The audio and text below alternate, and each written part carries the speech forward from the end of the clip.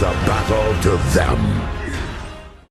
Siemano, siemano, gracze Rise of Kingdoms, nowi gracze, witam was. Czas troszeczkę poruszyć dalsze tematy związane z samouczka z Rise of Kingdoms. Powiem wam, że pierwsze co tutaj mi jakby w tym drugim odcinku od razu łapnęło, to, że pojawia się polski czat.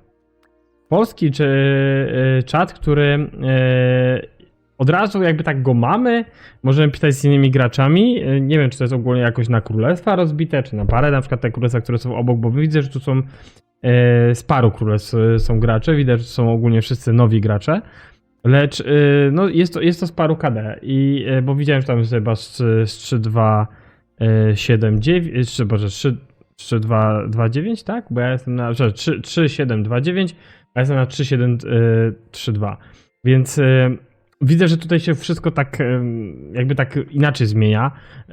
Tego przedtem nie było, nie mieliśmy takiej możliwości, takiej rozmowy, interakcji, szukania jakby tak z jednej społeczności jakichś tam królestw w okolicy. Tego nie było, więc mówię offen. Jak widzicie, ja tutaj sobie dalej buduję pomalutku swoje budowle, rozwijam je pomalutku. Nie używam speed-upów, speed-upy sobie zostawiam na później, bo no tak jest najlepiej. Ja jeszcze nie wiem, czy ja tutaj na przykład będę grał na tym królestwie, czy za 8 dni nie zmigruję poprzez projekt Jumper do innego KDK. Ale zaraz wam to też, jakby tak powiedzieć, wytłumaczę, o co w tym wszystkim chodzi. Pierwsza rzecz jest taka, że kiedy jesteśmy tutaj w danym królestwie, no to warto dojść do jakiegoś sojuszu, byleby zgarnąć też jakieś tam fajne, jakby tak powiedzieć, nagrody. Tu akurat możemy dołączyć do jakiegoś sojuszu. To jest jakiś... Jezu, co to jest? To jest jakiś tam Marianów chyba. Tak, to jest gdzieś... Aha, oni siedzą gdzieś tutaj. Czyli jakichś Arabów. No okej, ale tutaj zależało nam przede wszystkim na gemach. Tak? Dajemy gemy? Nie, bo muszę chyba stworzyć. To chyba się coś pomyliłem. Myślałem, że jak dojdę, dostanę gemy, ale to chyba ze stworzenie jest, tak? Dobra, wychodzimy. Nie chcemy tutaj być. Tak, dołącz do pierwszego sojuszu i zgarnij 300 klejnotów. To nie wiem, powinienem dołącz do swojego pierwszego sojuszu i powinienem dostać. Bo nie wiem, może z biegiem czasu dostaję, chyba że tutaj panowie czekają. Nie wiem, zobaczymy. A nie, jest 300, doszło, widzicie, 650, więc doszło. Więc warto od razu dojść do jakiegoś sojuszu i sobie to ogarnąć. O, tutaj jakiś Polak zakłada sojusz. Tutaj jacyś Polacy są już w jakimś sojuszu, ale to jest 3731, jeszcze inne KD, więc widzicie, te KD-ki są jakoś chyba połączone tym czatem. Lecz co dzisiaj chciałem ogólnie z wami poruszyć, no ogólnie na tym samouczku. Pierwsza rzecz jest taka, że poza tym czatem, no to dlaczego warto, to co wam mówiłem wcześniej, dlaczego warto na przykład VIP-a iść, nie? Dlaczego warto pakować się tutaj, jakby tak powiedzieć, VIP-a, te wszystkie rubinki? Z prostego względu, będziecie dostać, korzystacie dużo, jakby tak powiedzieć, na tym. Ile tam brakuje? 50. Dobra, korzystacie dużo ze względu na te wszystkie buffy. Czyli jak zobaczycie sobie tutaj, każdy VIP, czyli każda po kolei opcja, czyli VIP, mamy VIP 0, 1, 2 i tak lecimy przez cały czas do przodu, dążymy do tego, żeby jak najszybciej się dostać do VIP-a, dobrze pamiętam, 10, tak, bo to VIP 10 daje nam 1 złotą główkę. Codziennie jak będziemy się logować, dostajemy 1 złotą legendarną rzeźbę, która jest bardzo potrzebna przy dowódcach legendarnych, o których też sobie zaraz powiemy, bo też chcieliście pewnie wiedzieć, co są dowódcy legendarni, epiccy. To też wszystko będziemy tłumaczyć w tych samouczkach kroczek po kroczku, bo tego jest naprawdę dużo, a nie chcę wam wywalić nie wiadomo ile danych na starcie lub też zrobić godzinowego filmiku. Więc na pewno to wam tutaj wszystko przedstawię. Ale dzięki każdym VIP-ie jak rośniemy, to też my dostajemy te dodatkowe, tak widzicie, tutaj buffy, czyli produkcję kamienia, złota, szybkości zbioru, potem mamy regenerację, teraz w tym momencie mam regenerację punktów akcji szybszą, szybkość budowy, to przez cały czas każdy VIP nam coś daje. I teraz tak, pytacie mnie, co to są te skrzynki? Każdy VIP dziennie jak się logujemy, możemy dostać taką, powiedzmy, srebrną skrzynkę, możemy sobie odebrać. i zdobywać te nagrody, które tu są. Lecz też zapytacie mnie pewnie, co to są te złote skrzynki? Tutaj co widzisz po 6 zł, później one są coraz droższe i droższe. Na razie ich nie widzimy, bo ja tego VIP-a nie mam, ale one są potem już coraz droższe i droższe. Tam jest potem chyba z 20 parę złotych, 50, 100 coś, potem 200, chyba pod 500, nawet ta największa podchodzi. To jest po prostu po to, że zdobywamy dowódcę. No tutaj akurat rozwijamy Seminamoto, czyli powiem wam ofen, to akurat się nie zmieniło, ale wywalając 1100 zł w te skrzynki tutaj, jak będziemy coraz wyżej z VIP-em, prawda? To wywalając 1100 zł macie Minamoto na full, dowódcę, którego wykorzystacie proszę tylko chyba na KVK1 i KVK2, a później już tego będziecie korzystać tylko przy biciu barbarzyńców, więc nie wiem, czy to jest dobry deal, no ale wiadomo, kiedyś się inwestowało w to, bo Minamoto robił różnicę nam przez 2 KVK, nie? Wszystko zależy, jak chcecie prowadzić konto, czy chcecie się tutaj bardzo, jakby tak powiedzieć, wdrażać w to, żeby wydawać te pieniądze, lub czy też po prostu chcecie być takim free to playem i potem może kiedyś zainwestować. Jak widzicie, potem przy VIP-ie już 10 mamy dowódcę Hannibala, to się w ogóle nie opłaca kupować tych skrzynek od 10 poziomu, no chyba, że bardzo pragniecie mieć te księg przymierza i zaraz wam powiem, do czego te księgi przymierza też służą. Ale no tam moim zdaniem to już nie ma sensu, jeżeli ktoś chce wydać i wpójść w Minamoto, owszem, ok, 1100 zł, jeżeli to dla kogoś nie jest dużo, to ok, może gdzieś tam tyle przeznaczyć.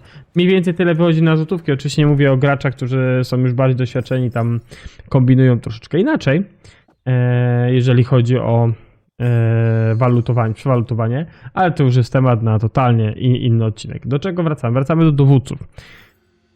Mamy dowódców epickich, tak jak widzicie, mamy dowódców legendarnych. Każdy z tych dowódców ma swoje jakieś tam priorytety, jeżeli chodzi o marsze.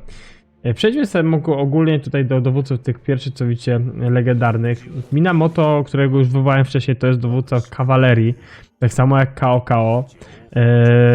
I oni się głównie specjalizują w kawalerii. Ryszard, czy też Charles Martel to są dowódcy piechoty, czyli typowo dowódcy, którzy no są nieźli na KVK1, nie będę ukrywał. No i też tutaj mamy, wiadomo, takich już bardziej ważnych dowódców, ale mamy też dowódczynię, która się przydaje na KVK1 i 2, jest to Ethelfleda. W oddzielnym samouczku wam opowiem też, jak ją zdobywać, kiedy dostaniemy się w końcu do kanionu. Też mamy Kleopatrę, mamy Sendeoku. To są bardzo fajnych dowódców, które warto rozwijać, ale nie pakujemy w nich nigdy złotych uniwersalnych głów. Ją rozwijamy i rozwijamy troszeczkę inaczej. Akurat w międzyczasie mi się zrobił tutaj ratusz, poziom 4. Widzicie, się to wszystko zmienia. Epoka brązu, więc jesteśmy do przodu. Możemy dalej rozwijać nasze miasto, tak? Tu to rozwiniemy. Tutaj, żeby mieć 4, musimy iść szpital. Szpital też rozwijemy i potem kolejny. Więc wracając do dowódców, tu po prostu na starcie ja bym ich zbierał i te wszystkie tutaj jak chcecie na przykład ich wyekspić bardziej, te wszystkie na razie te ekspy sobie trzymajcie, nie wywalajcie na razie w nich, poczekajcie sobie to na pierwszych dniach, bo to też wszystko zależy, gdzie wy będziecie chcieli być, czy będziecie chcieli być w tym królestwie, czy później. No i warto, żebyście, jeżeli na przykład chcecie potem nie być w tym królestwie, tylko gdzieś skakać, to zaraz wam powiem, co zrobić, żeby czasem sobie tego nie zablokować. Ale przejdźmy dalej do dowódców, bo mamy też łuczników. Ogólnie też tutaj możemy powiedzieć dużo o Totemi i Kaku. I teraz porównanie do tego, co było i teraz co jest jedna dramatyczna różnica, że w tym momencie możemy wykorzystywać złote rzeźby na dowódców, których będziemy walczyć w KVK1 i KVK2 i potem w KVK3 dostaniemy 2 słapy, które jak może wiecie z mojego kanału, jeżeli ktoś ogląda, a nowi gracze nie wiedzą, no to albo można to kupić te takie tikety, które później się można tego dowódcę jakby zmienić na coś lepszego za 12 rubinów, albo za tam wiadomo pieniążki, ale to wam też opowiem troszeczkę później. Z prostego względu nie chcę wam nawalić nie wiadomo jak informacji. Chcę, żebyście wiedzieli na razie takie podstawy, żebyście wiedzieli, co mniej więcej sobie tutaj celować i jak wybierzecie już jakby tak swojego dowódcę, który będzie mógł być brany przez was pod uwagę, żebyście mogli fajnie grać, no to bardziej chcę, żebyście się na tym skupili, czy też na legendarnych, czy też na epickich dowódcach. Tutaj innych dowódców, co tutaj widzicie, jeżeli chodzi o niebieskich lub też tutaj zielonych, większość z nich bardziej służy na początku jako do podbijania siły, a lub też do zbierania, bo Gajusz czy też Konstancja bardzo fajnie zbierają. Tak samo jeszcze tutaj chyba nie odkryłem, mam łowczyni, ale jest Sarka. Sarka też bardzo fajnie zbiera. Więc są dowódcy tacy, wiecie, co będą fajnie zbierać na surowce. Te, które na przykład widzicie, tak jak przed chwilą Matyldę wysyłałem. W bliskich dowódcach też takich paru mamy, gdzie zbieramy, ale też mamy takich, którzy są bardziej do barbarzyńców, też są tacy, którzy są wiadomo do walk lub też do bufowania, jak tutaj pani Joanna. Wszystkiego, do każdego dowódcy będziecie musieli się nauczyć, więc może taki zrobię jeszcze oddzielny samouczek o każdym dowódcy KVK1, KVK2 i opiszemy go i zrobimy to na przykład z taką metą, co warto, co nie warto, i jak inwestować i po prostu jak sobie to wszystko prowadzić. Może wtedy po prostu taki oddzielny odcinek wam pomoże bardziej zrozumieć tą grę. Co tu jeszcze mamy? Mamy na pewno to, że o, tutaj mnie do jakiegoś sojuszu zapraszali. Zapraszali mnie, ale chyba sobie odklikałem, no trudno. Tutaj też musicie patrzeć na to, jak rozwijacie swoje miasto. Na początku to możecie iść tak, jak was prowadzi samouczek, nie będę ukrywał, że nie. Ja na przykład tutaj sobie buduję też, tak, on mi pokazuje. Bo początki tam do jakiegoś tam 7 poziomu aż tak bardzo nie jest ważne, jak idziecie po kolei. Takie jest moje zdanie, już to przerabiałem tyle razy, że dopiero wiecie, później ma to znaczenie. Mamy badania i to jest właśnie technologia twojego jakby miasta. I tutaj warto sobie popatrzeć, w co idziemy i w co inwestujemy. Ja to akurat rzucę w wydobycie w tym momencie, bo mam zamiar zbierać.